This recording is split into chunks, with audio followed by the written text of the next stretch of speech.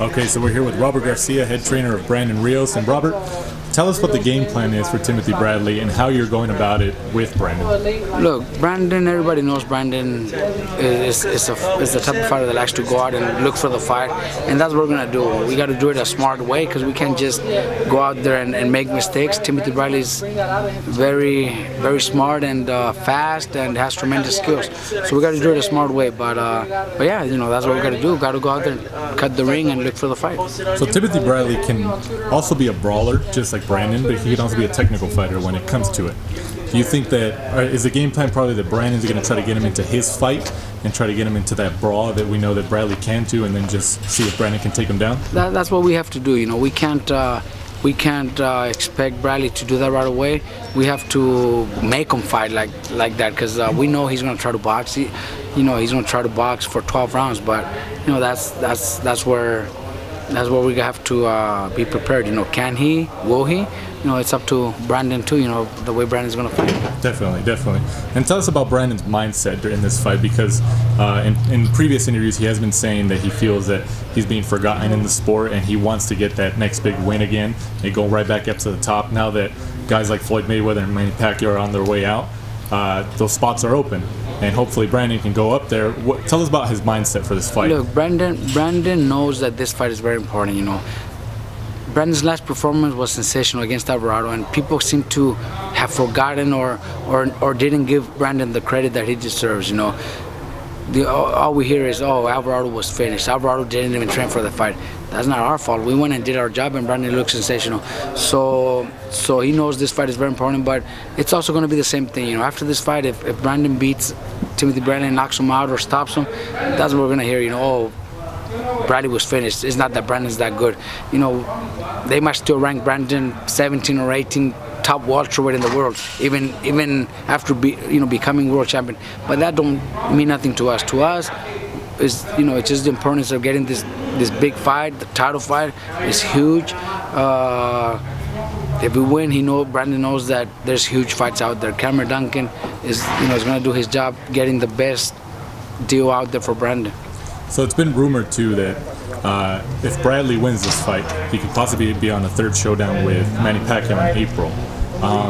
Do you think that if Brandon can get past Bradley in next week, actually, do you think Brandon deserves another shot at Manny Pacquiao?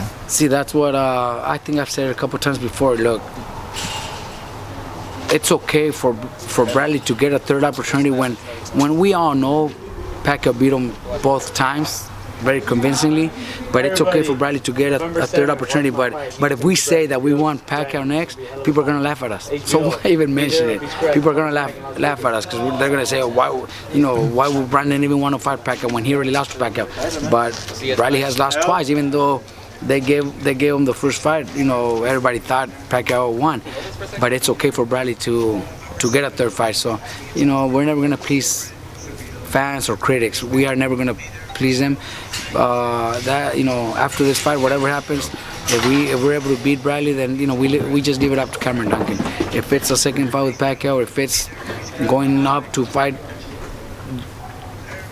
Canelo, if Canelo beats Cotto, or maybe coming down a couple pounds to fight a junior welterweight at a catch weight, that we're all up to. But that's up to Cameron Duncan.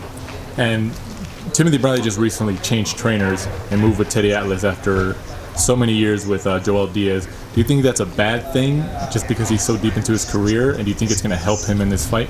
I think it's bad because when your trainer has had you for 10 years and you guys have won 10 titles together and have won millions and millions of dollars together, why do that?